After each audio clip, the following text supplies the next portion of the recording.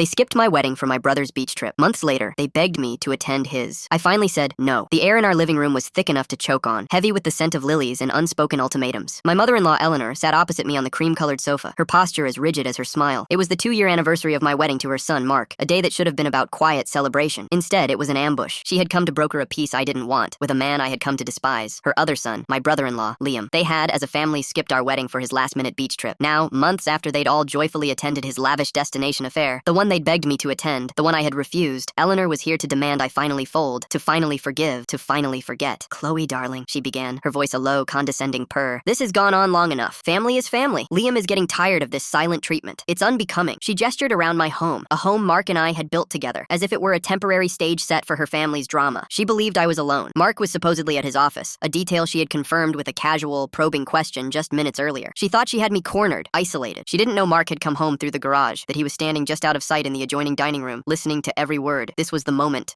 I had been dreading and praying for, the moment the facade would finally shatter. I had spent the last 2 years being the good wife, the accommodating daughter-in-law, swallowing the endless slights and casual cruelties. They called it sensitivity. I called it abuse. They called him charismatic. I called him a sociopath. Now his chief enabler was in my home, demanding I prostrate myself before the family's golden child. I looked at Eleanor, at the perfectly coiffed silver hair and the expensive silk blouse, and a strange calm settled over me. The fear was gone, replaced by a cold, hard resolve. I had been through a private hell, one they had meticulously constructed for me, and I had survived. I was no longer the frightened girl who just wanted her new family to love her. "Unbecoming?" I repeated, my voice quiet but clear. "What's unbecoming, Eleanor, is a family who ditches their son's wedding for a sibling's whim. What's unbecoming is the 2 years of relentless gaslighting that followed." Her smile tightened, the first crack in the porcelain mask. "Now, Chloe, let's not be dramatic. It was a scheduling conflict, a simple mistake." "There was no mistake," I said, my voice gaining strength. "It was a choice, and it was just the beginning, wasn't it?" As if on cue, the front door opened, and in walked Liam himself. He sauntered into the room with an air of unearned ownership, a smirk playing on his lips. He was handsome in the cruel, sharp way of a predator, and he looked from his mother to me with theatrical surprise. "Mom? Chloe? Am I interrupting something?" It was a perfectly staged entrance, the pincer movement. Mother softens the target, then the charming son arrives to deliver the killing blow. "Liam!" Eleanor feigned delight. "I was just having a chat with Chloe, trying to get her to see reason." Liam draped himself over an armchair, the king surveying his court. He looked directly at me, his eyes glinting with a victory he believed was already his. "Ah, reason. A tough sell sometimes, isn't it?" He leaned forward, his voice dropping into a conspiratorial whisper, the kind he always used when he was about to twist the knife. "Look, Chloe, I get it. You're mad about the wedding. We said we were sorry, but holding a grudge for 2 years? It's not a good look. It makes you seem unstable." There it was, the word, unstable, the cornerstone of their entire campaign against me. For 2 years, every time I had pushed back against their narrative, every time I pointed out a lie or a manipulation, I was labeled hysterical. Full story on channel link below.